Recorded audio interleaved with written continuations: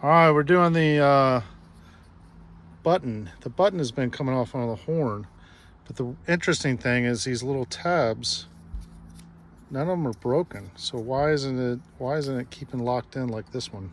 This one's done a good job. So the horn will work. We've just taken out the spring, and we're going to try to take off the airbag.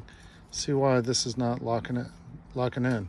So first thing we got to do is take off the or unplug the battery, so it's safe to remove the airbag. Okay, so you're going to need a Torx 30. This came off one of those sets like this. Basically, you just got to take it apart. The reason is this is just too long because the instrument panel's in the place, and then this is too big. It won't fit down in the hole. So your best option is one of these. So we've loosened both of them, and then we're just going to pull the airbag off right now. So here are the captive nuts, the 30mm Torx. They don't come out, they stay captive. We found out why this is not hooking. It's just we can't really explain it. Nothing's broken in here. This isn't broken, but you can just it'll come out. It won't stay put. So I've actually got another horn kit, and we're gonna swap it over. It's one I salvaged a couple years ago, so we're gonna swap it over and see if that does the trick.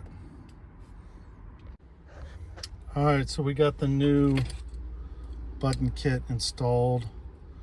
It's just held in by one screw here, and there's a couple of little tabs here. There's 4 tabs here and here.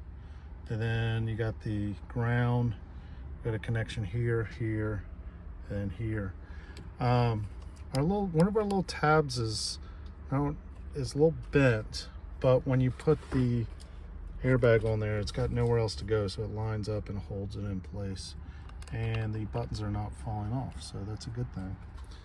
Again, we're not exactly sure why, because nothing in here is broken, but those little holes or slots were just so big it just wouldn't stay in. So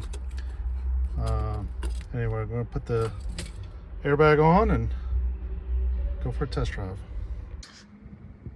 All right, so taking the airbag off to work on the horn buttons. You do not need to take off this. You don't need to mess with this, but you will need the keys so you can turn the steering wheel 90 degrees in each direction.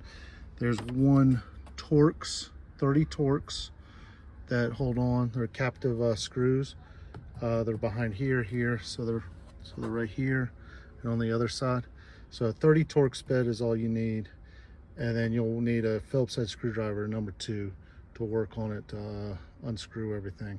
You might want a flat blade screwdriver to unloosen the horns housing from a big piece of rubber.